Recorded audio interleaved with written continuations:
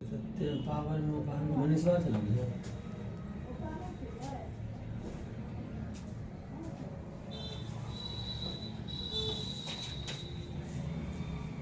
इससे पहले का जो वीडियो था उस वीडियो में हम लोग देखते थे क्या कि बेसिक अकाउंटिंग हम लोग स्टार्ट कर लिए थे, अकाउंटिंग स्टार्ट किए थे, बुक कीपिंग के बारे में चर्चा करा था, उसको भी आगे लेके चलेंगे।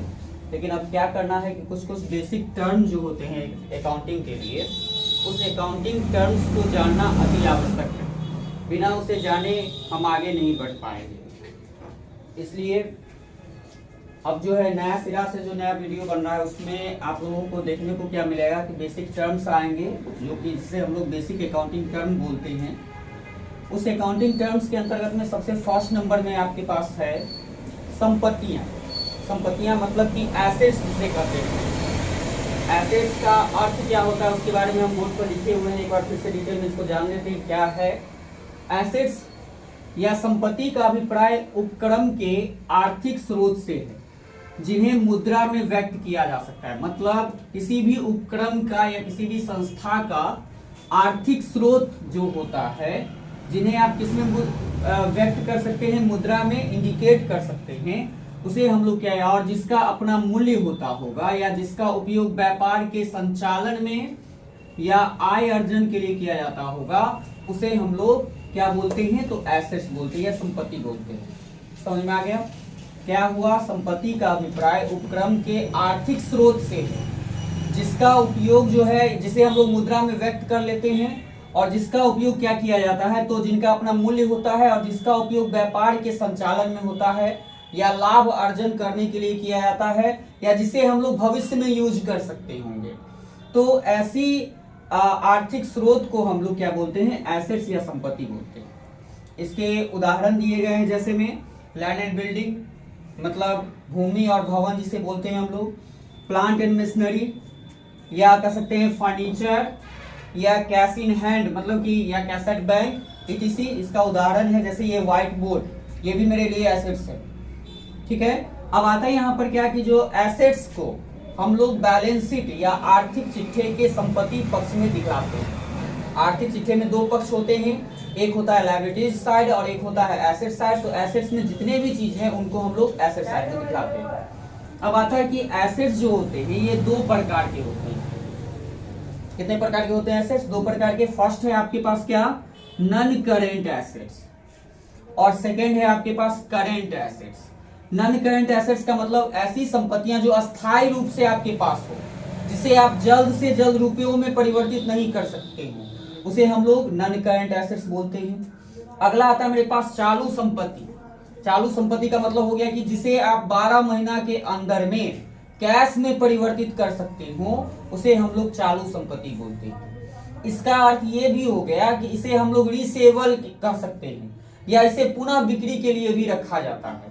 लेकिन इस प्रकार की संपत्ति को पुनः बिक्री के लिए नहीं रखा जाता है। इसका उपयोग क्या है, लंबे समय तक के लिए किया जा सकता है। जैसे प्लांट लगा लेते हैं, लंबे समय के लिए है। लैंड एंड बिल्डिंग लंबे समय के लिए है। या कह सकते हैं आपके पास में फर्नीचर एंड फिक्चर्स होता है, वो लंबे समय के लिए है। इसलिए इस एसेट्स को हम लोग गैर चालू संपत्ति या नॉन करंट एसेट्स कहते हैं। क्लियर हो गया? अब आता है नॉन करंट एसेट्स जो होता है मेरे पास, ये पहले भी बोल दिए, ये लॉन्ग टर्म के लिए होता है। लॉन्ग टर्म मतलब कि दीर्घ अवधि के लिए होता है, 12 महीना से ज्यादा के लिए होता है। अब नॉन करंट एसेट्स जो होता है या गैर चालू संपत्तियां जो होती है, वो भी दो प्रकार की होती है। एक होता है आपके पास क्या, टेंगिबल एसेट्स, और एक होता है आपके पास क्या, इंटेंगिबल एसेट्स।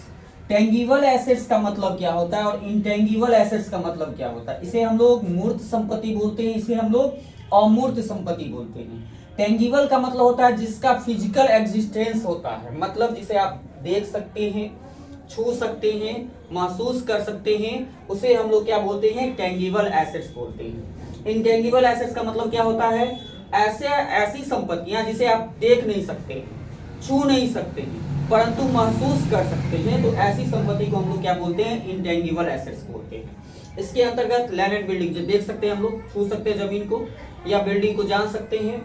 फर्नीचर एंड फिक्चर्स, ये सब क्या हो गया, टेंगिबल में आ गया, जिसे आप देख सकते हैं, छू सकते हैं, महसूस कर सकते हैं।